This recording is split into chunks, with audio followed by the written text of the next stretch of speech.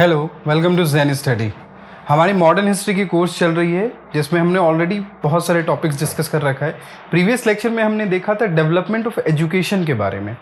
हमने देखा कि कैसे ब्रिटिश एरा में डेवलपमेंट ऑफ एजुकेशन का काम हो रहा है। ये वर्ड डेवलपमेंट जिसका मतलब विकास होता है, बट हमने देखा कि कैसे ब्रिटिश डेवलपमेंट का काम नहीं कर रही थी, वो अपने डेवलपमेंट के लिए हमें एजुकेशन देने का काम कर रही थी। हमने प्रीवियस लेक्चर में देखा कि कैसे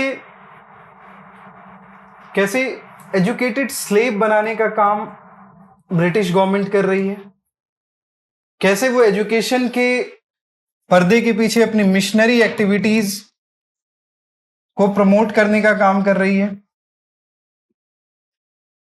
हमने ये भी देखा कि जब उन्होंने 1773 में अपने सुप्रीम कोर्ट को एस्टेब्लिश किया, उसके बाद जजमेंट से रिलेटेड इश्यूज के लिए, क्योंकि उनके पास मुस्लिम रिलीजन से रिलेटेड नॉलेज नहीं थी, क्योंकि उनके पास हिंदू रिलीजन से रिलेटेड नॉलेज नहीं थी, तो उन्हें अपने डिसीजन मेकिंग में जो अपने जजमेंट वो कर रहे थे उसमें उन्हें परेशानियां आने लगी। ऐसे सिचुएशन में उन्हें ऐसे स्टाफ चाहिए थे, ऐसे लोग चाहिए थे जिनको कि यहाँ के कल्चर, यहाँ के एजुकेशन के बारे में पता हो।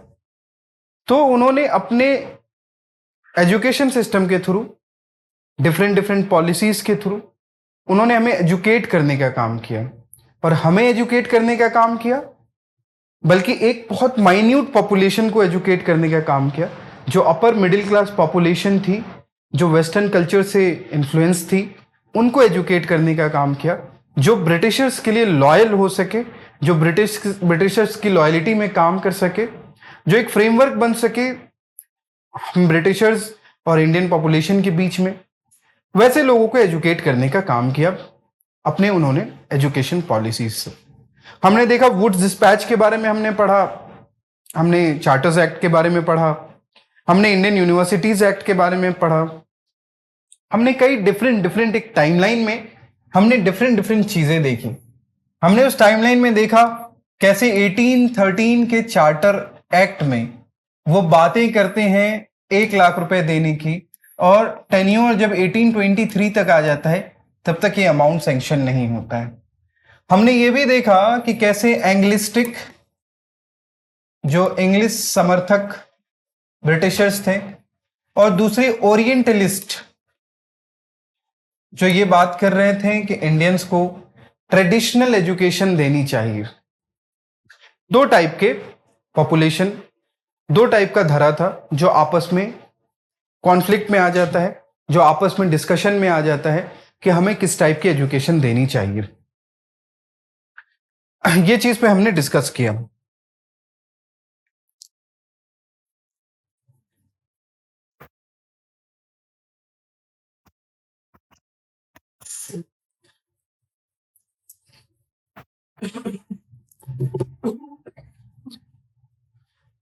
हमने डिफरेंट पॉलिसीज को देखा। उसमें हमने आगे क्या देखा कि बाद में एक मैकॉले आते हैं और वो अपना मैकॉले मिनट देते हैं, और उस मैकॉले मिनट में जाके ये डिस्प्यूट खत्म हो पाता है। जो एंग्लिस्टिक और ओरिएंटलिस्ट का डिस्प्यूट था वो वहां पे जाके खत्म हो पाता है, और उसने इंग्लिश मीडियम को प्रोत्साहन की बात की, इंग्लिश मीडियम को प्रमोट करने की बात की, हमारे एजुकेशन को इंग्लिश मीडियम में देने की बात की, मॉडर्न साइंस एंड टेक्नोलॉजी की बात की।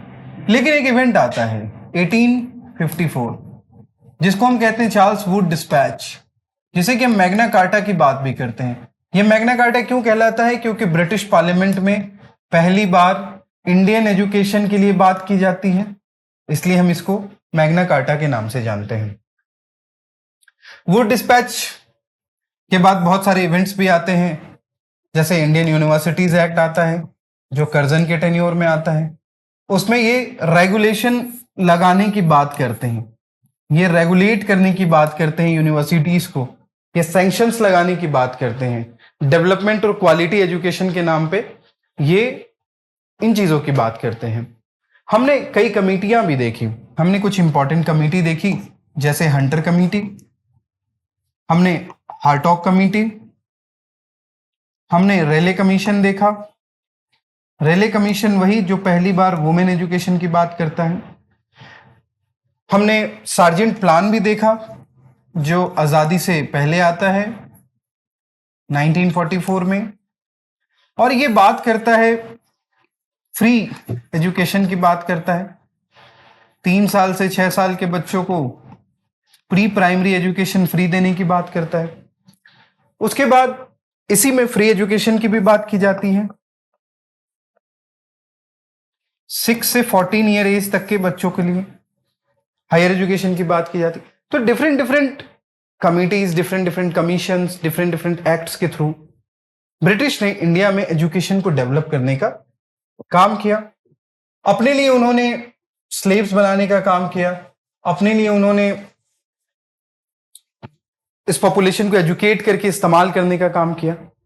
एजुकेशन में सेंसरशिप भी लगाई उन्होंने, एजुकेशन में रोक टोक भी किया, वर्नाकुलर एजुकेशन को उन्होंने कभी डिमिनिश करने की बात की, अपनी मिशनरी एक्टिविटीज को कहीं ना कहीं हम पे इम्पोज किया उन्होंने।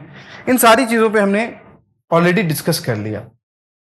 आज का जो हमारा टॉपिक है, उस टॉपिक पे अगर हम बात करें तो वो कहीं ना कहीं पैरेलली चल रहा था। वो हमारे एजुकेशन, डेवलपमेंट ऑफ एजुकेशन के साथ साथ हमारे यहां जब प्रेस के एजुकेशन की बात हम करते हैं, प्रेस, वही प्रिंटिंग प्रेस जो इंडिया में लाने का श्रेय पुर्तगालियों को जाता है।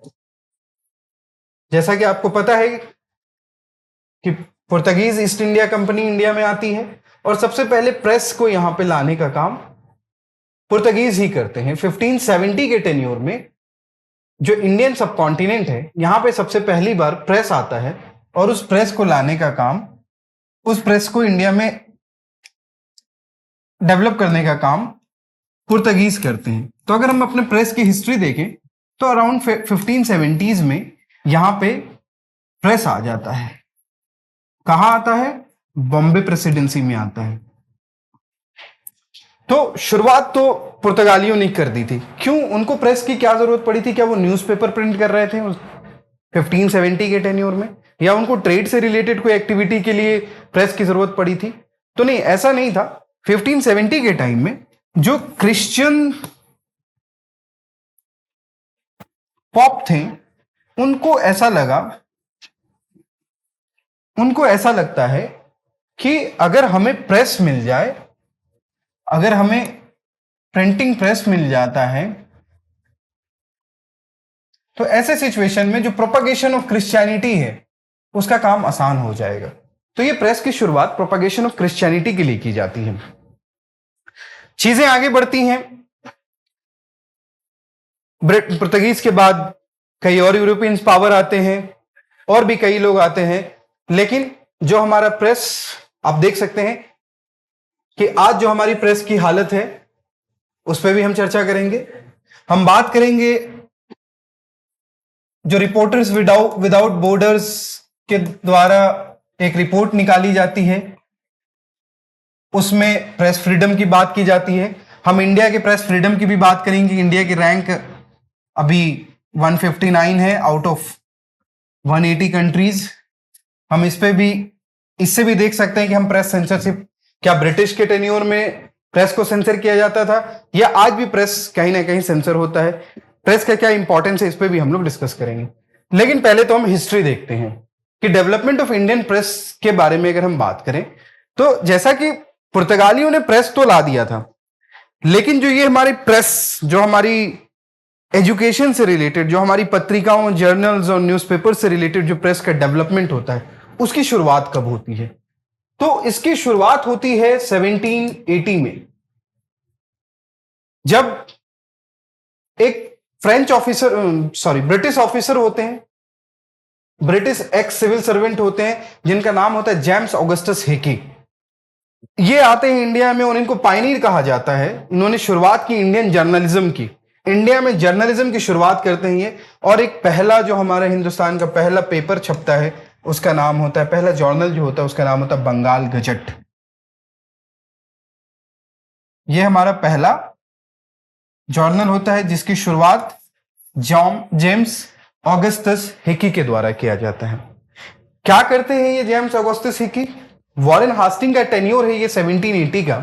हमने अपने प्रीवियस लेक्चर में भी देखा कैसे 1781 में कोलकाता मदरसा और 1791 में क्रिश्चियन संस्कृत कॉलेज बन रहा है।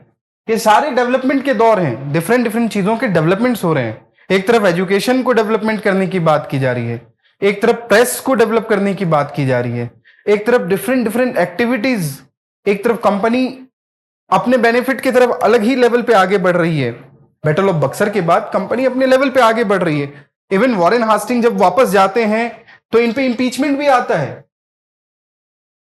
हम जब वॉइस रॉयज वाला अपना लेक्चर लेंगे तो हम उसमें देखेंगे कि वॉरेन हास्टिंग के क्या कारनामे थे, क्यों इस पे इंपीचमेंट किया जाता है। तो वैसे टेन्योर में आते हैं एक एक्स सर्विसमैन, एक सिविल सर्वेंट आते हैं, जेम्स ऑगस्टस हिकी।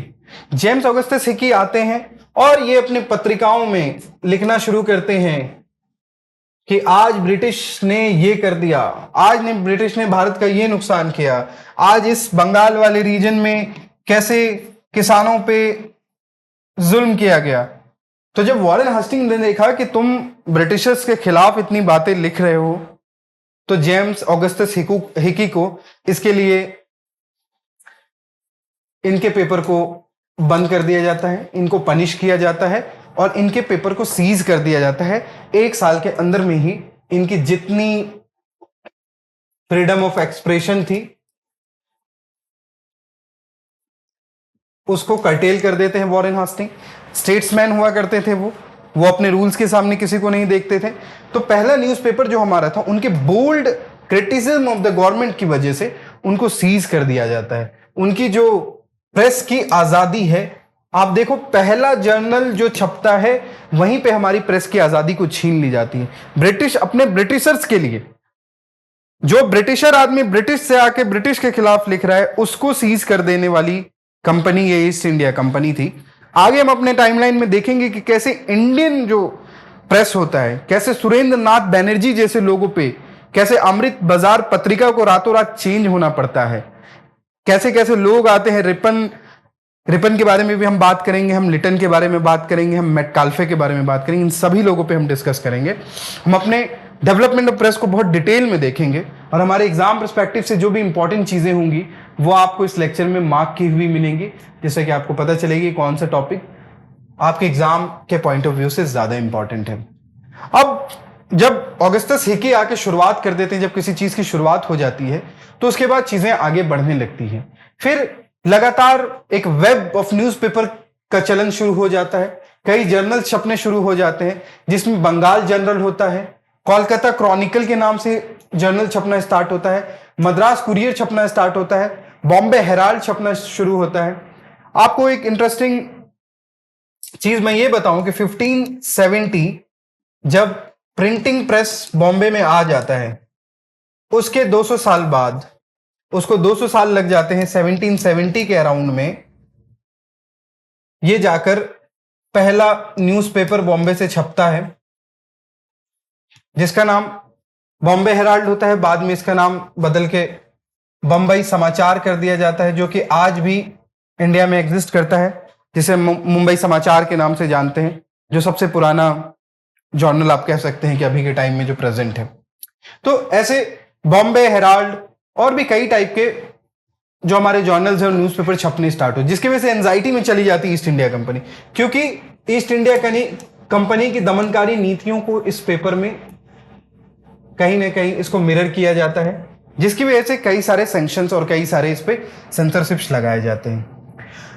और ऐसे सिचुएशन में जब सेंसरशिप लगाए जा रहे थे वॉरेन हास्टिंग के द्वारा, इस दौर में एक बहुत विद्वान आदमी रहते हैं जिनका नाम होता है राजा राम मोहन राय, जिन्होंने सोशल एविल्स को खत्म करने के लिए बहुत सारी एक्टिविटीज की। तो ये प्रोटेस्ट अपना दर्ज करते हैं 1824 के टेन्योर में, जब लॉर्ड विलियम बेंटिक का दौर होता है। उस टेन्योर में इन्होंने जो प्रेस के अगेंस्ट में जो रेस्ट्रिक्शंस लग रहे थे, प्रेस की फ्रीडम पे जो रोक लग रहे थे, कलम पे जो रोक लग रही थी, उस चीज के लिए ये प्रोटेस्ट करते हैं 1824 में राजा राम मोहन रॉय। और ये प्रोटेस्ट करने के साथ साथ ये अपनी एक पत्रिका निकालते हैं जिसका नाम संवाद कुमुदनी रखा जाता है। अब देखिए, इस पत्रिका का नाम संवाद कुमुदनी रखा जाता है, जिसकी शुरुआत ये करते हैं। और जो हमारा नेशनलिस्ट मूवमेंट था 1870 से 1918 तक, इन्होंने प्रेस को बहुत यूटिलाइज किया। इन्होंने प्रेस की आजादी और प्रेस के थ्रू लोगों को नेशनलिज्म मूवमेंट, हमने देखा कि कैसे लोगों के अंदर जोश भरने का काम, कैसे लोगों के अंदर पैट्रियोटिक फीलिंग का काम, कैसे यूनिफिकेशन ऑफ इंडियन पॉपुलेशन का काम यहाँ पे डिफरेंट डिफरेंट पत्रिकाएं करती हैं। और इसका क्रेडिट जाता है हमारे पॉलिटिकल प्रोपगेशन एंड एजुकेशन दोनों के लिए प्रेस ने काम किया, एजुकेशन सिस्टम को भी डेवलप करने के लिए और जो पॉलिटिकल पार्टिसिपेशन के लिए भी प्रेस ने बहुत अच्छा रोल किया। वन बाय वन हम सभी चीजों पे डिस्कस करेंगे। न्यूज़पेपर लाइक द हिंदू, जो आज के टाइम में यूपीएससी एस्पायरेंट के लिए बहुत इंपॉर्टेंट न्यूज़पेपर कहलाती है, इंडियन एक्सप्रेस और द हिंदू। तो ये द हिंदू उसी दौर की न्यूज़पेपर है, आज से जब हम ब्रिटिश कॉलोनी हुआ करते थे उस वक्त ही इसकी शुरुआत की गई थी और आज भी हमारे लिए उतना ही इंपॉर्टेंट है कि हिंदू के एडिटोरियल्स पढ़ के आप आईएएस बनने तक का सफर तय करते हैं। उसके बाद बंगाली और अमृत बाजार पत्रिका, ये सारे इन्होंने बहुत ही इंपॉर्टेंट रोल अदा किया। ये अमृत बाजार पत्रिका या वही एबीपी है जिसे आप एबीपी न्यूज के नाम से जानते हैं। तो ये इतने ओल्ड न्यूज़पेपर वहां पे थे। अब इन न्यूज़पेपर के पीछे जो लोग थे जैसे जी सुब्रमण्यम अय्यर, दादा भाई नौरोजी और बाल गंगाधर तिलक जैसे लोगों ने बहुत बड़ा कंट्रीब्यूशन दिया, अपनी फ्लुएंस और अपनी ब्लंट और अंग्रेजों के खिलाफ खुल के बोलने का जो काम किया और लोगों को एनलाइटनमेंट की तरफ ले जाने का काम, लोगों को अवेयर करने का काम, ये न्यूज़पेपर के थ्रू, न्यूज़पेपर एक कनेक्टिविटी बन गया, एक इंटरप्रेटर बन गया कि वो अपनी आवाज को पूरे हिंदुस्तान के डिफरेंट डिफरेंट कोनों तक पहुंचाने का काम कर रहे थे। वो न्यूज़पेपर ने ही उनको हेल्प किया। अपने एजुकेशन हम आगे देखेंगे, सावित्रीबाई फूले के बारे में हम देखेंगे। हमने ज्योतिबा फूले की बात की कि वो अपनी किताबें लिखते हैं जिसमें गुलामगिरी होती है, कैसे हमने देखा उसमें वुमेन एजुकेशन से रिलेटेड बातें की जाती है। इन सभी चीजों पे किसका रोल हुआ? तो ये प्रेस का ही रोल हुआ, चाहे वो जर्नल के रूप में हो चाहे न्यूज़पेपर के रूप में हो। इन्होंने समाज को शक्ति देने का काम किया, यूनिफिकेशन का काम किया। अब हम देखेंगे जब ये प्रेस का डेवलपमेंट हो रहा है, जब जेम्स ऑगस्ट हिकी जैसे लोग, जी सुब्रमण्यम अय्यर जैसे लोग, बाल गंगाधर तिलक जैसे लोग, दादा भाई नौरोजी जैसे लोग जब अपने जर्नलिज्म का काम कर रहे हैं, उस ड्यूरेशन में ब्रिटिश हुकूमत जिसको इससे परेशानी हो रही है, जिसने हिकी को सीज कर दिया, हिकी के उस बंगाल गजट को बंद करवा दिया, वैसे टाइप के लोग कौन कौन से रेगुलेशंस लाते हैं, कौन कौन सी सेंसरशिप का काम करते हैं, उस चीज को हम एक टाइमलाइन में देखने की कोशिश करेंगे। तो जो हमारा पहला सेंसरशिप एक्ट आता है उसको हम कहते हैं सेंसरशिप ऑफ प्रेस एक्ट 1799।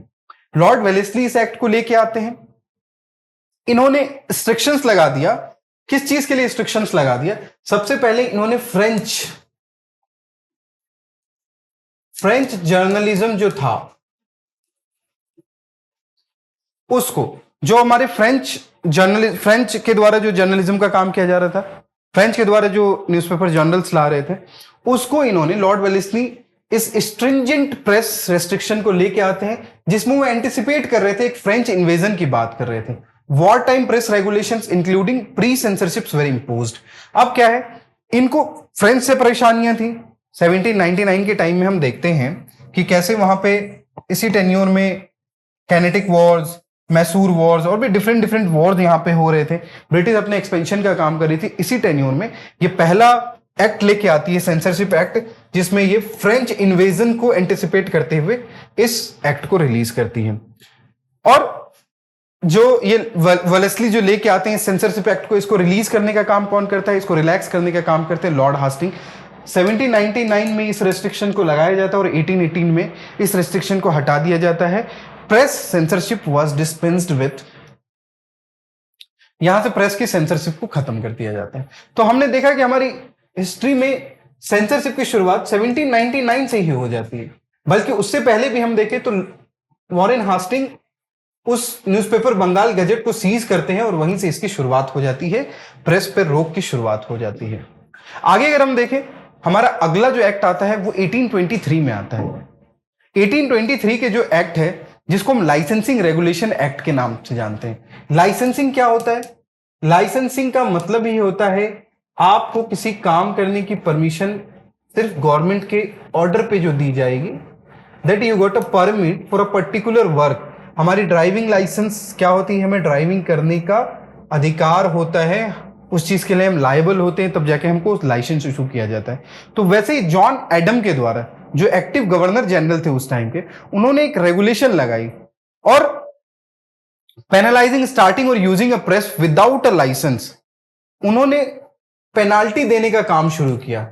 वो प्रेस जो कोई भी स्टार्ट कर सकता था 1823 में, उसको लाइसेंसिंग के थ्रू रेगुलेट करने का काम किया गया कि जिसके पास लाइसेंस नहीं है उनको पेनाल्टी देनी पड़ेगी। और पहले तो इसको इंडियन लैंग्वेज न्यूज़पेपर और दोज एडिटेड बाय इंडियंस, तो जितने भी इंडियन लोग थे जो इंडियन लैंग्वेज में न्यूज़पेपर रिलीज कर रहे थे, या जो एडिटेड बाय इंडियंस होते थे, जिसको इंडिया वाले, जिसमें इंडियन एडिटर्स काम कर रहे थे, उसको इन्होंने रेगुलेट करने का काम किया। अगर हम लाइसेंसिंग रेगुलेशन एक्ट की बात करें तो उसके जो मास्टरमाइंड होते हैं, उसके जो ब्रेन चाइल्ड होते हैं, उनका नाम जॉन एडम होता है। इस चीज से रिलेटेड इस इवेंट को देखते हुए राजा राम मोहन रॉय अपनी पब्लिकेशन जो इनकी मिरातुल अकबर होती है, चूंकि इंडियन लैंग्वेज में या इंडियन एडिटर के थ्रू, मतलब ये इंडियन से इतना डर रहे थे, इंडिया के लोगों के अवेयरनेस से डर रहे थे। ये वही दौर था जब सोशियो रिलीजियस रिफॉर्म्स अपने डिफरेंट फेसेस में आगे बढ़ रहा था। ऐसे सिचुएशन में राजा राम मोहन रॉय की एक फेमस किताब जिसे मिरातुल अकबर के नाम से जाना जाता है, उसको रोकना पड़ता है, उस पर सेंसरशिप लगा दी जाती है। तो राजा राम मोहन रॉय इसके भुक्तभोगी बनते हैं, जिसे हम लाइसेंस रेगुलेशन एक्ट के नाम से जानते हैं, लाइसेंसिंग रेगुलेशन के नाम से जानते हैं। और क्या रेगुलेशन लगाए गए? 1835 का जब दौर आता है, ये इंपॉर्टेंट है, ये हमारे एग्जाम के पॉइंट ऑफ व्यू से इंपॉर्टेंट है बहुत, जिसे हम मेटकाल्फ एक्ट के नाम से जानते हैं, जो 1835 में आता है, इसे मेटकाल्फ एक्ट के नाम से जानते हैं। उस वक्त के गवर्नर जनरल मेटकाल्फ होते हैं, जिन्होंने रिपील कर दिया 1823 ordinance and earn the title liberator of the Indian press. इन्होंने जो 1823 में लाइसेंसिंग रेगुलेशन एक्ट लगाया जाता है जॉन एडम के थ्रू, उन्होंने उस लाइसेंसिंग एक्ट को खत्म कर दिया। जो मिरातुल अकबर जैसी किताबों पर रोक लगाया गया था, उसको इन्होंने खत्म कर दिया। इन्होंने प्रेस को आजादी देने का काम किया। इसलिए जो मेटकाल्फ हैं, इनको लिबरेटर ऑफ द प्रेस के नाम से भी जाना जाता है, कि ये he was the first person जिन्होंने प्रेस की आजादी की बात की। इन्होंने प्रेस को आजाद किया, सेंसरशिप लगाने का काम नहीं किया। 1835 में ये जो इसका अगर टाइमलाइन देखें तो 1835 हो जाता है। इन्होंने मैंडेट कर दिया account of publication premises and the option to cease functioning if required. अब क्या है, इन्होंने प्रेस को तो आजादी दे दी, लेकिन किस चीज की मैंडेटरी की बात की इन्होंने? Accounts of publication premises and the option to seize.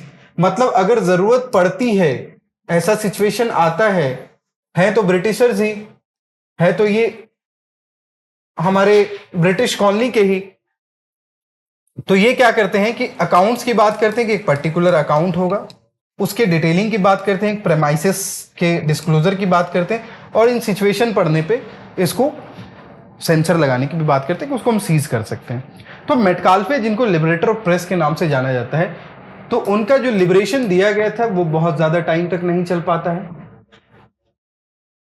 उसके बाद एक लाइसेंसिंग एक्ट आता है, जो 1857 का एक्ट आता है, जब हमारे रिवॉल्ट ऑफ 1857 हो रहे हैं। आप समझो जो ब्रिटिश इंडियन ऑक्युपाइड टेरिटरी थी, वो उस टाइम कितनी हॉटनेस में चल रही थी। हर जगह विद्रोह ही विद्रोह हो रहे हैं, चाहे कानपुर हो, लखनऊ हो। हमने अपने रिवॉल्ट ऑफ 1857 के चैप्टर में देखा कि हर जगह रिवॉल्ट हो रहे हैं वहाँ पे। ऐसे सिचुएशन में अगर प्रेस को बढ़ावा दिया जाए, ऐसे सिचुएशन में अगर प्रेस को लिबरेशन की बात की जाएगी, तब तो वो रिवॉल्ट और फैल जाएगा।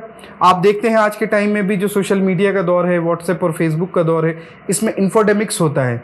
इन्फोडेमिक्स एक पेंडेमिक की तरह बीमारी है, जिसमें रॉन्ग इन्फॉर्मेशन को स्प्रेड किया जाता है। और ऐसे सिचुएशन में हमने आज के टाइम में भी देखा है कि कहीं पे भी अगर ऐसी कुछ सिचुएशंस होती है तो इंटरनेट को शट डाउन किया जाता है, धारा 144 लगा दी जाती है, ताकि ये जो रॉन्ग इन्फॉर्मेशन से ये स्प्रेड ना हो पाए, क्योंकि ये इन्फोडेमिक्स के थ्रू चीज़ें और भी बढ़ जाती हैं। तो वो दौर जब हम सप्रेस हो रहे थे लोगों के थ्रू, आज तो खैर हमारा सिस्टम ये काम करता है, हमारे फेवर में काम करता है, हमारे लॉ एंड ऑर्डर को मेंटेन करने के लिए काम करता है। लेकिन इसी लॉ एंड ऑर्डर की बात ब्रिटिश उस टाइम करते थे 1857 के टाइम में, जब हम उनसे रिवॉल्ट कर रहे थे। उस टाइम अगर प्रेस की आज़ादी रहती तो प्रेस के थ्रू ये बातें पूरे भारत में सर्कुलेट हो जाती, और वो जो इवेंट एक कहीं ना कहीं पर्टिकुलर लिमिटेड इवेंट रह गया था, कुछ एरिया में तक नहीं पहुंच पाया था, कुछ क्लास तक नहीं पहुंच पाया था, वहां तक भी पहुंच पाता।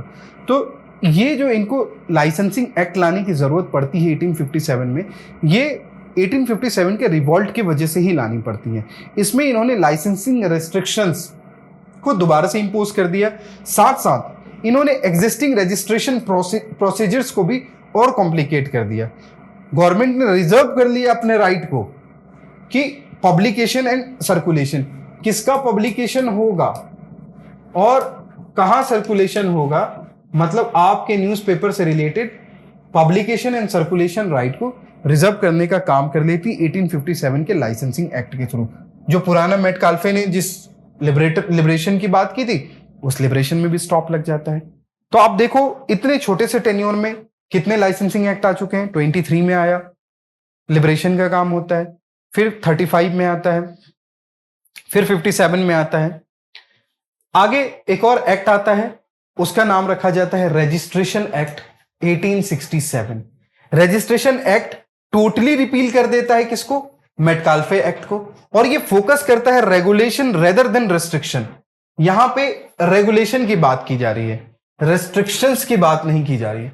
मतलब if this is a particular newspaper, तो इसको रेगुलेट करने की बात की जा रही है अपने नीड्स और अपने एडमिनिस्ट्रेशन के थ्रू। इसको डायरेक्टली रेस्ट्रिक्ट करने की बात नहीं की जाती है। और इन्होंने इस 67 के रेगुलेशन एक्ट में जो चीज निकल के आती है, उसमें यह कहा जाता है कि आपका जो प्रिंटिंग नेम है, जो प्रिंटर का नेम है, जो पब्लिशर का नेम है, और प्लेस ऑफ पब्लिकेशन क्या है, मतलब कौन से नाम से, सपोज दैट मिरातुल अकबर, ये प्रिंट का नाम, राजा राम मोहन रॉय जो पब्लिशर है उनका नाम, और जहां से ये छप रही थी बंगाल, उस प्लेस के बारे में एग्जैक्ट इंफॉर्मेशन को पब्लिश करने की बात की गई। एंड सबमिटिंग, एक कॉपी सबमिट करने की बात की गई 1 मंथ पहले from the date of publication of a book. अगर कोई बुक छप रही है तो उससे पहले उसकी एक कॉपी उस वहां के गवर्नर जनरल के पास, वहां के जो भी गवर्नर होंगे, गवर्नमेंट की जो बॉडी होगी, उसके पास पहुंचाने की बात की गई। मतलब आप कौन सी बुक छाप सकते हो, कौन सी बुक नहीं छाप सकते हो, आपकी सारी डिटेल्स पहले से अवेलेबल रहेगी। मेटकाल्फे एक्ट को इन्होंने बिल्कुल पूरी तरीके से खारिज कर दिया, और खारिज जब कर दिया, जहां लिबरेटर का काम हो रहा था, उस चीज के अगेंस्ट में यहाँ पे काम होने लगता है। तो वो लिबरेटर प्रेस का जो ट्रेंड था वो खत्म करके इन्होंने रेगुलेशन का ट्रेंड लेके आ गए। कौन सी बुक छपनी है, कौन सी नहीं छपनी है, उसके 1 मंथ पहले आपको वहां पे एक कॉपी देनी पड़ेगी। उसमें वो बताएंगे कि हाँ ये पोर्शन रखना है और ये पोर्शन हटाना है। तो ये रेगुलेशन का काम ब्रिटिश गवर्नमेंट वहां पे करती है। फिर एक इवेंट आता है जिसे हम वर्नाकुलर प्रेस एक्ट के नाम से जानते हैं।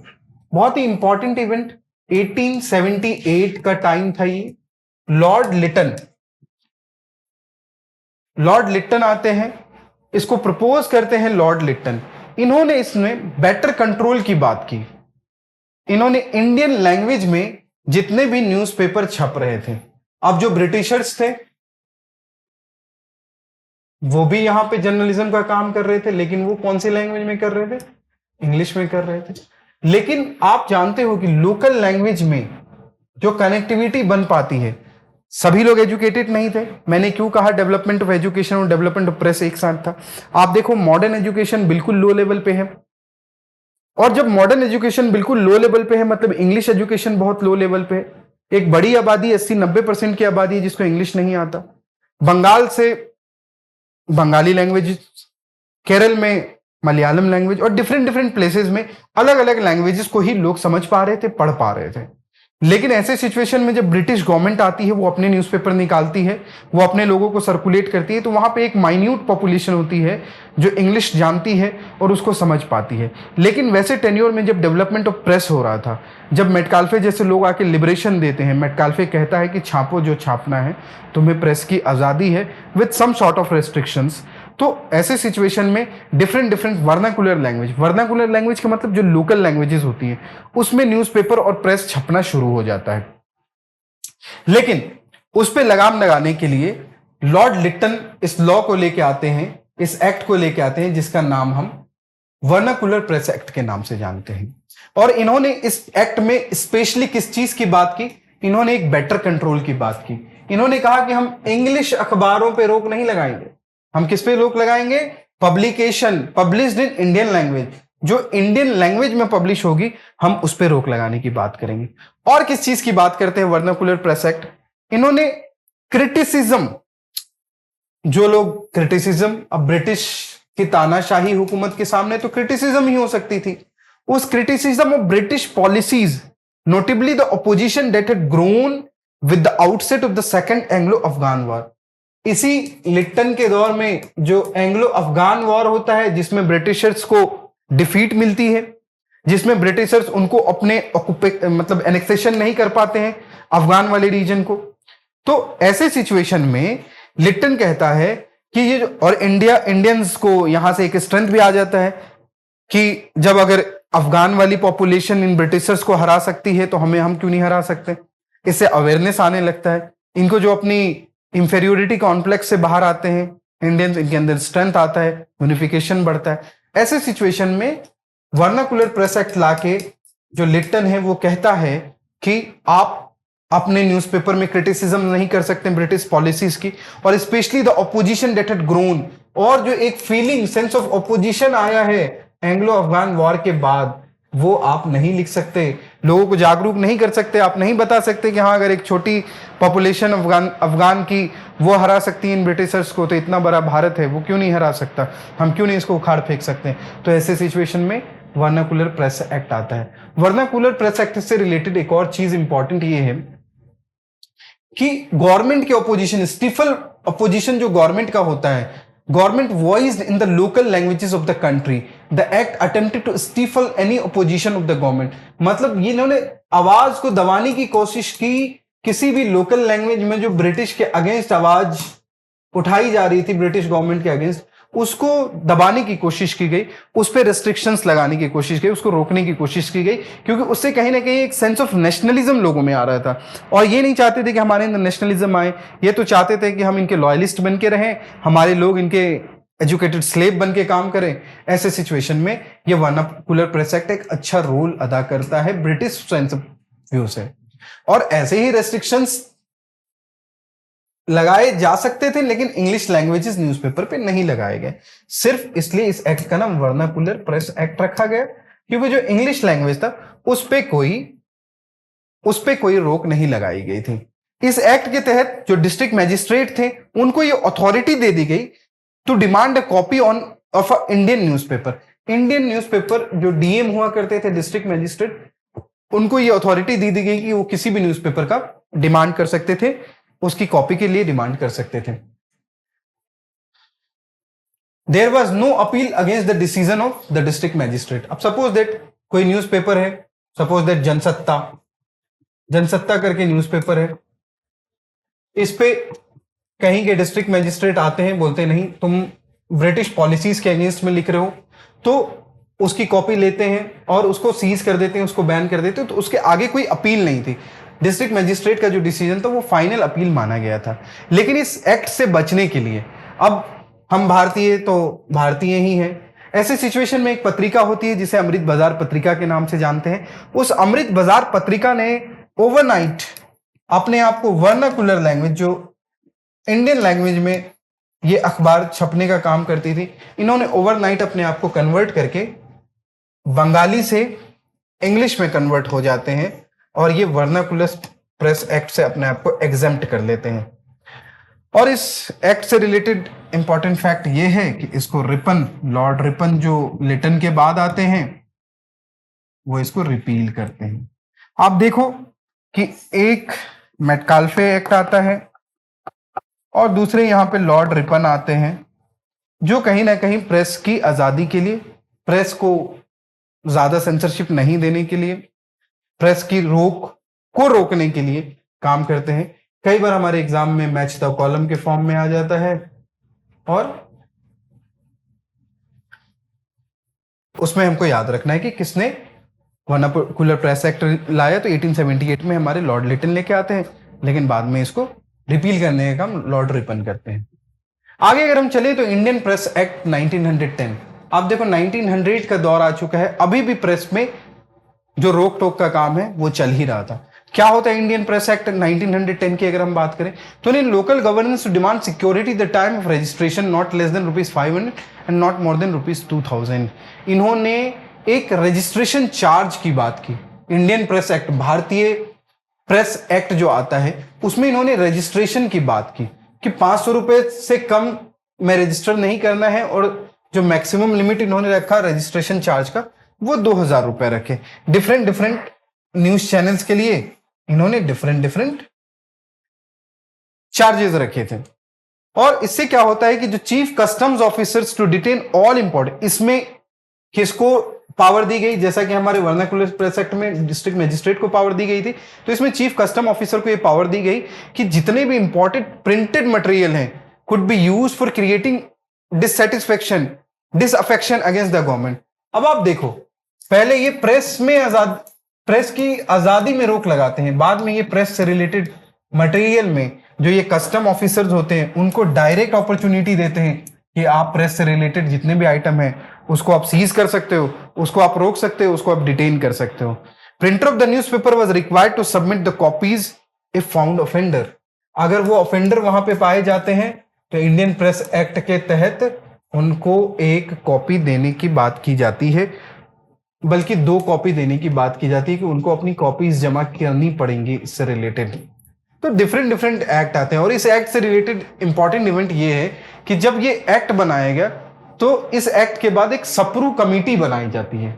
तेज बहादुर सप्रू होते हैं, उनकी अध्यक्षता में एक कमेटी बनाई जाती है जिसमें the law member committee constituted after the first world war headed by Tej Bahadur Sapru.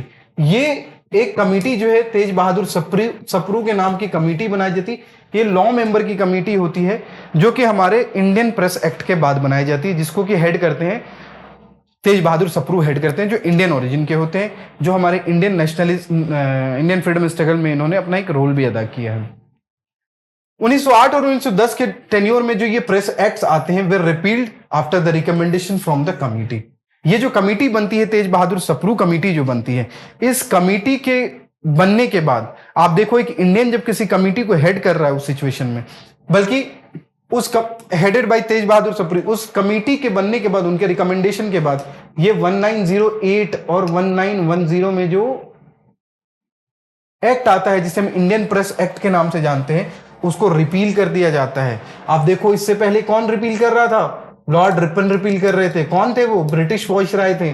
लेकिन आज हमें एक कमेटी में मौका मिला और उन्होंने रिकमेंडेशन किया रिपीलिंग ऑफ जो ये हमारे प्रेस एक्ट थे उसको रिपील करने का यहां पे काम करती है तेज बहादुर सप्रू कमेटी। इसके बाद डिफेंस ऑफ इंडिया एक्ट 1915 आता है। उसमें चूंकि रिवोल्यूशनरी एक्टिविटीज इस टाइम बहुत ज्यादा बढ़ चुकी होती हैं, डिफरेंट डिफरेंट अटेम्प्ट्स हो रहे होते हैं। 1908 में मुजफ्फरपुर में हम देखते हैं बॉम्ब कॉन्स्पिरेंसी, हम अलीपुर कॉन्स्पिरेंसी देखते हैं, और कई सूर्या सेन जैसे लोग और भी कई लोग आते हैं जो ब्रिटिश को हिला देने का काम करते हैं। ऐसे सिचुएशन में इन्होंने एक कमेटी बनाई, इन्होंने एक एक्ट नया एक्ट लाया 1915 में। फर्स्ट वर्ल्ड वॉर के ड्यूरेशन में इन्होंने एक रेस्ट्रिक्ट करने का काम किया, किसको? फ्रीडम ऑफ प्रेस को रेस्ट्रिक्ट करने का काम किया वर्ल्ड वॉर 1 के टेन्योर में। इस एक्ट का इस्तेमाल उन्होंने पॉलिटिकल पर्पस से भी किया। किस चीज के लिए? ब्रिटिश पॉलिसी जो इंडिया पे वो इंप्लीमेंट कर रहे थे, policy of the Indian government in regard to the repression of political agitation. अब उन्होंने इस प्रेस के एक्ट के थ्रू इंडिया में जो एजिटेशन हो रहे थे, फर्स्ट वर्ल्ड वॉर के टाइम में हम देखते हैं कि कई सारे इवेंट्स हो रहे हैं जिसमें सीक्रेट सोसाइटीज बनना शुरू हो गए, वैसे टाइप के जो एजिटेशन, अलीपुर कॉन्स्पिरेंसी हो रही है, ऐसे सिचुएशंस में जो एजिटेशन का काम होता है उस चीज को दबाने का काम करती है ये प्रेस एक्ट, ये प्रेस कानून जो ये डिफेंस ऑफ इंडिया एक्ट के नाम से जो प्रेस पे रेगुलेशन लगाया जाता है। उसके बाद एक इंपॉर्टेंट 1931 के टाइमलाइन में एक एक्ट लाया जाता है इंडियन प्रेस से रिलेटेड जिसे हम इमरजेंसी एक्ट के नाम से जानते हैं। आप जानते हो इमरजेंसी वर्ड, इमरजेंसी का दौर भी देखा है इंडिया ने 1975 के अराउंड में, जब इंदिरा गांधी की गवर्नमेंट थी और उन्होंने इंडिया को इमरजेंसी के अंधकार में डाल दिया था, और वहां पे कैसे प्रेस को और पॉलिटिकल एक्टिविस्ट को कैसे रोका जाता है, ये चीजें हम ब्रिटिश टेन्योर में भी देख सकते हैं, ये सारी चीजें। तो जो सिविल डिसोबीडियंस मूवमेंट हमारा 1930 में शुरू हो चुका था, गांधी अपने दौर में आ चुके थे, गांधी लीड कर रहे थे इंडिया को, और गांधी जी के सत्याग्रह और अहिंसा के मूवमेंट से इंडिया फ्रीडम की तरफ धीरे धीरे धीरे धीरे बढ़ रहा था। गांधी का कहना था कि हम हथियार उठा के आज़ादी अगर हासिल कर भी लेंगे तो वो आज़ादी बहुत दिन तक रहने वाली नहीं है, क्योंकि गांधी जी एग्जाम्पल देते थे फ्रेंच रेवोल्यूशन का, गांधी जी एग्जाम्पल देते थे रशियन रेवोल्यूशन का, जहां हथियार के दम पे या फिर वेपन्स की ताकत से या फिर सत्ता को पलट के या फिर अपने रूलर्स को मार के जो आज़ादी ली गई थी, वो आज़ादी was not that much long lasting, और जो ड्रीम वहाँ के लोगों ने देखा था वो ड्रीम वो अचीव नहीं कर पाए थे। ऐसे सिचुएशन में गांधी जी सत्य और अहिंसा की बात करते हैं, नॉन वायलेंस का और सत्याग्रह का रास्ता अपनाते हैं, और वैसे सिचुएशन में CDM that is civil disobedience movement जब चल रहा था, वहाँ पे उस टेन्योर में ये एक्ट पास किया जाता है जिसको हम the India press emergency act के नाम से जानते हैं, जिसका टाइमलाइन 1931 में था। इस एक्ट के through propaganda related to CDM was suppressed. जितने भी न्यूज़पेपर जो सीडीएम को सपोर्ट करने के लिए चल रहे थे उसको ये सप्रेस करने का काम करते हैं। 1930 का दौर है जहां पे भगत सिंह, लाला लाजपत राय और कई और सुभाष चंद्र बोस जैसे लीडर्स एक्टिव हो चुके थे, नेहरू एक्टिव हो चुके थे।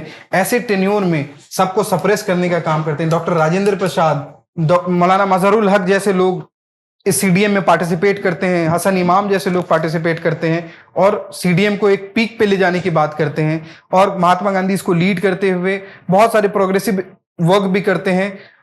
लेकिन ऐसे टेन्योर में ब्रिटिश गवर्नमेंट वहां पे रोक लगाने का काम करती है, और उस एक्ट को इंडियन प्रेस इमरजेंसी एक्ट के नाम से जाना जाता है। यहां तक तो हमने देखा सेंसरशिप की बात हमने की, डिफरेंट सेंसरशिप, डिफरेंट एक्ट्स कैसे लाए गए, कैसे इंडिया के न्यूज़पेपर्स को रोका गया। बंगाल गैजेट की बात की हमने, बॉम्बे हेराल्ड की बात की हमने, अमृत बाजार पत्रिका की बात की हमने। लेकिन अब हम देखेंगे कि कौन कौन सी इंपॉर्टेंट, चूंकि हमारे एग्जाम में डायरेक्टली पूछ लिया जाता है, किसी पर्टिकुलर न्यूज़पेपर और जर्नल का नाम दे दिया जाता है, उससे रिलेटेड पर्सन को मैच करने के लिए दे दिया जाता है। तो एक हमारे पास list of newspaper founders and features हैं। अगर हम सबसे पहले बात करें बंगाल गजट की, और इसी का दूसरा नाम क्या है, कलकत्ता जनरल एडवर्टाइजर, जो 1780 में आता है, जो जेम्स ऑगस्टस हिकी स्टार्ट करते हैं। मैंने बताया आपको ये सिविल सर्वेंट होते हैं और ये स्टार्ट करते हैं, लेकिन इसको रोक दिया जाता है किसके द्वारा? ये पहला न्यूज़पेपर था इंडिया का, पायनियरिंग का काम करते हैं ये पायनियर होते हैं इंडियन जर्नलिज्म के, इसको स्टार्ट किया जाता है। लेकिन इन्होंने जब ब्रिटिश की करप्ट एक्टिविटीज को और उनके खिलाफ बोल्ड राइटिंग्स लिखना स्टार्ट किया, ऐसे सिचुएशन में क्या होता है कि इसको बैन कर दिया जाता है। किसके द्वारा बैन कर दिया जाता है? तो वॉरेन हास्टिंग के द्वारा इसको बैन कर दिया जाता है। आगे अगर हम बढ़े, 1780 के जेम्स ऑगस्टस हिकी के बाद अगर कोई फेमस पत्रिका आती है तो वो आती है संवाद कौमुदी, जो 1821 में राजा राम मोहन रॉय के द्वारा, आरआरआर के द्वारा इसको रिलीज किया जाता है। ये बंगाली वीकली होता है और इसको Pioneer of nationalist journalism in India कहते हैं। मॉडर्न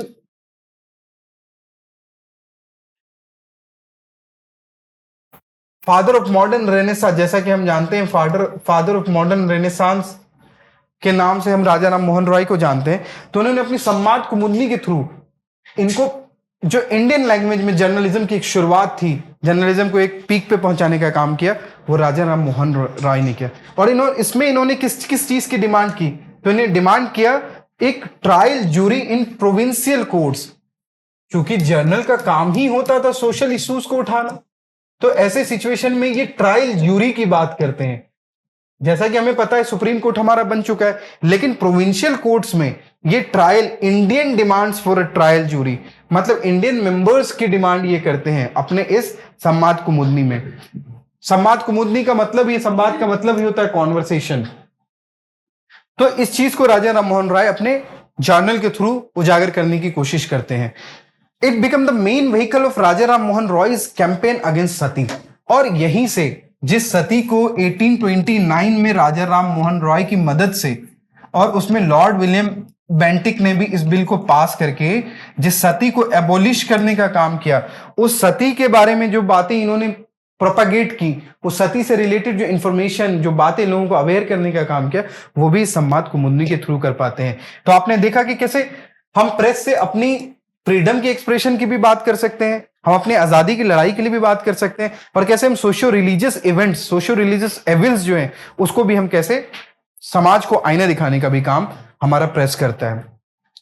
आगे अगर हम देखें तो एक और किताब मिरातुल अकबर के नाम से जानी जाती है, जो पर्शियन वीकली थी, इंडिया की पहली पर्शियन वीकली थी, जिसको राजा राम मोहन राय स्टार्ट करते हैं। मिरातुल अकबर, जैसा कि इसके नाम से ही लग रहा है, 1822 में इसकी स्टार्ट की जाती है। इसका मेन कंसर्न क्या था कि ये political events of the time, उस टाइम जो पॉलिटिकल इवेंट्स हो रहे थे उसको दर्शाने का काम ये मिरातुल अकबर में कर रहे थे।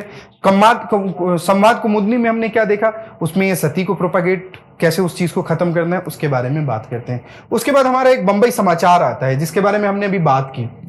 मैंने आपको बताया बंबई समाचार 1570 के दौर में जहां प्रेस आ जाता है मुंबई में, वहां 1822 के टेन्योर में oldest running vernacular newspaper in India was founded by Fardunji Marzban. इनका पारसी नाम है। वर्नाकुलर प्रेस मतलब वर्नाकुलर लैंग्वेज में जो पहली सबसे पुरानी, जो अभी के टाइम में भी चल रही है, वो मुराज़बान साहब के द्वारा ये शुरू की जाती है। और इस जर्नल, इस न्यूज़पेपर का नाम क्या रहता है, तो बॉम्बे समाचार नाम रहता है। ये एक पारसी स्कॉलर थे जिन्होंने 1822 में बॉम्बे में, जैसा कि आपको पता है कि पारसी पॉपुलेशन आज भी बहुत एग्जिस्ट करती है, उस जमाने में भी एग्जिस्ट करती थी, जहां से दादा भाई नौरोजी जैसे स्कॉलर लोग होते थे, जहां पे फिरोज शाह मेहता जैसे लोग हुआ करते थे, और जहां और भी हम लोगों ने देखा बदरुद्दीन तैयब जी जैसे लोग भी इससे इन्वॉल्व हुआ करते थे। एक बदरुद्दीन तैयब जी, केटी तेलांग, ये सभी लोग एक साथ काम करते थे। तो उसमें जो एक इंपॉर्टेंट पर्सन थे उनका नाम था फरदौनजी मुर्ज़बान, जो कि एक पारसी स्कॉलर थे, और उन्होंने इस न्यूज़पेपर को की शुरुआत की थी। इसको गुजराती वीकली के नाम से, और ये British resident of western India, named as a Gujarati weekly, it aim to serve the British resident of western India. तो उस ड्यूरेशन में जो बंबई समाचार स्टार्ट हुआ था, वो बंबई समाचार किस चीज का काम करता था, तो ये सर्व करता था किसको, British resident of western India, जो वेस्टर्न इंडिया में ब्रिटिश रेसिडेंट रह रहे थे, उनको सर्व करने का काम करता था बंबई समाचार। और ये आज के टाइम में भी मुंबई में ये रन होता है, और ये बंबई समाचार के नाम से आज भी छपता है। तो ये ओल्डेस्ट रनिंग वर्नाकुलर न्यूज़पेपर हो गया। उसके बाद बॉम्बे टाइम्स आता है 1838 में। इसकी शुरुआत कौन करते हैं, तो इसकी शुरुआत मैटकाल्फे के एक्ट के बाद इसकी शुरुआत होती है। देखो 1835 में मैटकाल्फे एक्ट आता है, और उसके रिमूवल के बाद, उसके रेस्ट्रिक्शंस के रिमूवल के बाद लिबर्टी ऑफ द प्रेस मिलता है हमें। और इसके जो पहले एडिटर होते हैं उनका नाम जे.ई. बर्नन होता है। जे.ई. बर्नन ने, जो कि एक रिटायर्ड आयरिश डॉक्टर थे, उन्होंने बॉम्बे टाइम्स की शुरुआत की थी, और मेटकाल्फे की लिबरेशन पॉलिसी को देखते हुए इन्होंने इसकी शुरुआत की थी। उसके बाद रस्त गुफ्तार देखते हैं हम, जिसका मतलब होता है ट्रुथ टेलर। रस्त गुफ्तार हमारे famous Dadabhai Naoroji, great old man of India, great old man of India, जो उस टेन्योर में ब्रिटिश पार्लियामेंट के मेंबर ऑफ पार्लियामेंट भी रहते हैं फिंसबरी से, बहुत बड़ा नाम, जिन्होंने ड्रेन ऑफ वेल्थ की थ्योरी भी दी थी। पहली बार इंडिया की जीडीपी को कैलकुलेट करने का काम दादा भाई नौरोजी ने किया था। तो वैसे स्कॉलर के द्वारा एक शुरुआत की जाती है एक जर्नल की, जो जिसका नाम रस्त गुफ्तार रखा जाता है। ये Gujarati fortnightly to clarify Zoroastrian concept and promote Parsi social reforms discussed in Rahnumai Mazdayasnan सभा। अब रहनुमाई मज़ेदियान सभा इन्होंने बनाया था, जो सोशियो रिलीजियस रिफॉर्म्स में जो ऑर्गेनाइजेशन बनती थी उसको इन्होंने बनाया था, जिसका नाम रहनुमाई मज़ेदियान सभा था। वहां से इन्होंने स्टार्ट किया रस्त गुफ्तार को, जो इन्होंने पारसी में लिखना शुरू किया था। ठीक है। इनकी एक और फेमस पत्रिका होती है जिसका नाम होता है, ये फोर्टनाइटली छपती थी, और ये वॉइस ऑफ इंडिया। ये प्रीवियस ईयर क्वेश्चंस में भी आ चुका है कि वॉइस ऑफ इंडिया किसकी किसके द्वारा शुरू किया गया था? तो ये भी दादा भाई नौरोजी के द्वारा शुरू किया गया था। आप देख सकते हैं कैसे लोग पार्टिसिपेट कर रहे थे। उतने सेंसरशिप्स होने के बावजूद जो हमारे सोशल रिफॉर्मर्स थे उन्होंने अपना पार्टिसिपेशन प्रेस में भी दिया था। फिर एक बहुत फेमस 1858 में एक वीकली न्यूज़पेपर आता है जिसको द्वारकानाथ विद्या भूषण के द्वारा शुरुआत किया जाता है, जिसका नाम सोम प्रकाश होता है। सोम प्रकाश की शुरुआत कौन करते हैं?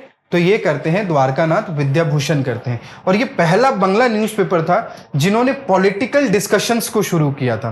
पहली बार बंगाली न्यूज़पेपर में, वही बंगाल जहां ब्रिटिश इतनी डोमिनेंट थी, वहां पे अगर पॉलिटिकल डिस्कशंस की आप बात करते हैं तो आप पे सेंसरशिप लगेगा। वैसे सिचुएशन में द्वारकानाथ विद्याभूषण जो है वो अपने सोम प्रकाश नाम के पत्रिका में पहली बार पॉलिटिकल डिस्कशन की बात करते हैं। अगर हम इंडियन मिरर की बात करें तो ये भी फोर्टनाइटली पेपर था जिसको मनमोहन घोष के द्वारा शुरू किया गया था। Financial assistance from Devendra Nath Tagore, जो हमारे रविन्द्रनाथ टैगोर के फैमिली से आते हैं, देवेंद्र नाथ टैगोर, उनके फाइनेंशियल असिस्टेंस पे शुरुआत की गई थी। लेकिन इसके जो फाउंडर थे उनका नाम क्या था? किसके द्वारा फाउंड किया गया था? तो मनमोहन घोष के द्वारा फाउंड किया गया था।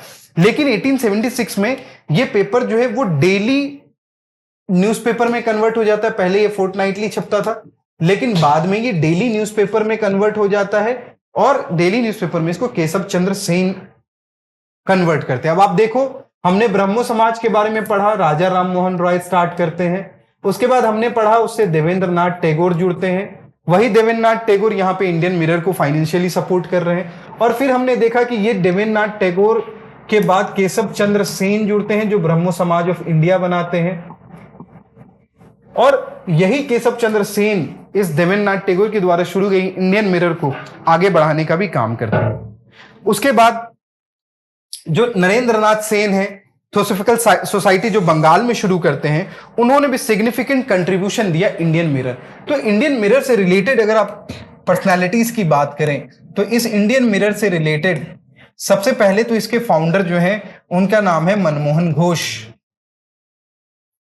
उसके बाद हम देख सकते हैं कि देवेंद्र नाथ टैगोर इसमें सपोर्ट कर रहे हैं। उसके बाद हम देखेंगे कि इसी में केशव चंद्र सेन इसको डेली न्यूज़पेपर में कन्वर्ट कर रहे हैं। और लास्ट में जाके नरेंद्र नाथ सेन जो है वो इस न्यूज़पेपर को बंगाल, जो थियोसॉफिकल सोसाइटी ऑफ बंगाल के फाउंडर होते हैं, वो इस न्यूज़पेपर को में भी अपना बहुत सिग्निफिकेंट कंट्रीब्यूशन देते हैं। अगर हमसे पूछा जाएगा कि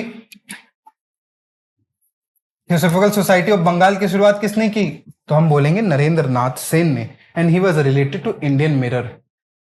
उसके बाद हमारी बंगाली नाम की न्यूज़पेपर आती है 1886 में। इंग्लिश वीकली होती है ये। आप इसकी शुरुआत करते हैं गिरीश चंद्र घोष। और ये जो हमारी बंगाली, जिसको कि नाम तो बंगाली था लेकिन ये इंग्लिश वीकली था, ये पहला इंग्लिश वीकली था जो बंगाल में शुरू होता है, जिसकी शुरुआत गिरीश चंद्र घोष के द्वारा की जाती है। सुरेंद्रनाथ बनर्जी जो उस टाइम बहुत उभरते सितारे थे, जो बहुत ज्यादा पॉलिटिकल माइलस्टोन में रहते थे, जो अपने सिविल सर्विसेज के पोस्ट से डिस्क्वालीफाई हो चुके थे, वो सुरेंद्रनाथ बनर्जी प्रिंसिपल एडिटर रहते हैं ये एंटी पार्टीशन एजिटेशन के टाइम में। और ये प्रोप्राइटर का भी काम करते हैं इस न्यूज़पेपर में। ये जो बंगाली न्यूज़पेपर होती है 1905 के टेन्योर में सुरेंद्रनाथ बनर्जी ही इस बंगाली न्यूज़पेपर में बढ़ चढ़ के हिस्सा लेते हैं। और आप जानते हैं कि पार्टीशन ऑफ बंगाल के टाइम में सुरेंद्रनाथ बनर्जी सबसे लीडिंग रोल में सबसे आगे आगे चलते हैं। उसमें जो इनका सपोर्ट किया जिस न्यूज़पेपर ने, उसका नाम बंगाली न्यूज़पेपर है। उसके बाद अमृत बाजार पत्रिका भी हमने पढ़ा, वर्नाकुलर प्रेस एक्ट के बारे में, जो 1878 में आता है, जिसको लिट्टन लेके आते हैं। उस लिट्टन के टेन्योर में जो कहता है कि वर्नाकुलर लैंग्वेज में कोई पत्रिका नहीं चलेगी, कोई न्यूज़पेपर नहीं चलेगा, उस टेन्योर में जिस न्यूज़पेपर ने रातों रात अपने आप को बंगाली से इंग्लिश में कन्वर्ट कर दिया था, वही अमृत बाजार पत्रिका, जिसे आप आज एबीपी न्यूज के नाम से जानते हैं। आप सोचो ये इतनी पुरानी है, शिशिर कुमार घोष के द्वारा शुरू की गई, और इसमें मोतीलाल घोष और उनके ब्रदर्स, ये घोष ब्रदर्स के द्वारा शुरू की गई थी। एक बंगाली वीकली थी जो कि अमृत बाजार नाम के एक विलेज से शुरू की गई थी। और उसका नाम ही अमृत बाजार पत्रिका रख दिया गया था। Next year of foundation it added columns in English and continued bilingual till 1788 when due to the vernacular press act it converted overnight. अब इसमें क्या था, ये बंगाली न्यूज़पेपर था। ये कौन सा न्यूज़पेपर था? बंगाली था। इसमें इंग्लिश कॉलम्स भी आते थे, बट जब वर्नाकुलर प्रेस एक्ट आता है तो इन्होंने अपने आप को रातों रात फुल्ली इंग्लिश में कन्वर्ट कर दिया। ये जो शिशिर कुमार घोष एंड ब्रदर्स थे, मोतीलाल घोष थे, इन्होंने मिलकर अमृत बाजार पत्रिका को कन्वर्ट कर लिया और वर्नाकुलर प्रेस एक्ट के जो पनिशमेंट्स या जो पेनलाइजिंग फील्ड था उससे अपने आप को कहीं ना कहीं बचा पाते हैं। उसके बाद एक बंग दर्शन नाम के 1872 में एक न्यूज़पेपर आता है जिसको बंकिम चंद्र चटर्जी शुरू करते हैं, और बंकिम चंद्र चटर्जी इसी बंग दर्शन में वंदे मातरम को पब्लिश करते हैं। वंदे मातरम हम सबको पता है हमारा नेशनल सॉन्ग, और इस वंदे मातरम जिस पत्रिका से आता है उसे हम बंग दर्शन के नाम से जानते हैं। इसके एडिटर कौन थे? तो हमारे बंकिम चंद्र चट्टोपाध्याय थे। फिर द हिंदू की बात हम करें अगर, तो द हिंदू भी वर्नाकुलर प्रेस एक्ट के टाइम में आता है। ये इंग्लिश न्यूज़पेपर होता है। ये इंग्लिश न्यूज़पेपर की शुरुआत जी सुब्रमण्यम अय्यर करते हैं, और इसमें शुरू से आप अभी भी देखो, आप अगर द हिंदू न्यूज़पेपर पढ़ते हो तो वो आपको गवर्नमेंट को क्रिटिसाइज करता हुआ साउंड होता है, इसलिए। और ये ब्रिटिश के टाइम से ही इनकी जो एक्टिविटीज रही, जो मेनली ब्रिटिश के टाइम में रही, वो against the policies of the government रही। तो ये द हिंदू की शुरुआत हमारे जी सुब्रमण्यम अय्यर ने की 1878 के टाइम में ही की थी। अब एक फेमस पर्सनालिटी की हम बात करते हैं जिनका नाम है बाल गंगाधर तिलक। बाल गंगाधर तिलक जो मराठी लैंग्वेज के सबसे पायनीर कहे जाते हैं, जिन्हें हम लोकमान्य तिलक के नाम से भी जानते हैं। लोकमान्य तिलक ने दो न्यूज़पेपर की शुरुआत की, एक जिसका नाम केसरी, दूसरा जिसका नाम मराठा। केसरी जो मराठी लैंग्वेज में आती थी और मराठा जो कि इंग्लिश लैंग्वेज में आती थी। 1881 में इन्होंने इसकी शुरुआत की थी। 4 पॉइंट प्रोग्राम इन्होंने इसमें शुरू किया था। वो 4 पॉइंट प्रोग्राम क्या था? स्वराज, स्वदेशी, बाइकॉट एंड नेशनल एजुकेशन। मतलब ये स्वराज की बात करते थे, ये स्वदेशी की बात करते थे, मेड इन इंडिया की बात करते थे, ये सेल्फ रूल की बात करते थे, बाइकॉट करने की बात करते थे, और नेशनल एजुकेशन की बात करते थे। और ये चारों बातों को इंटरप्रेट करने के लिए उन्होंने केसरी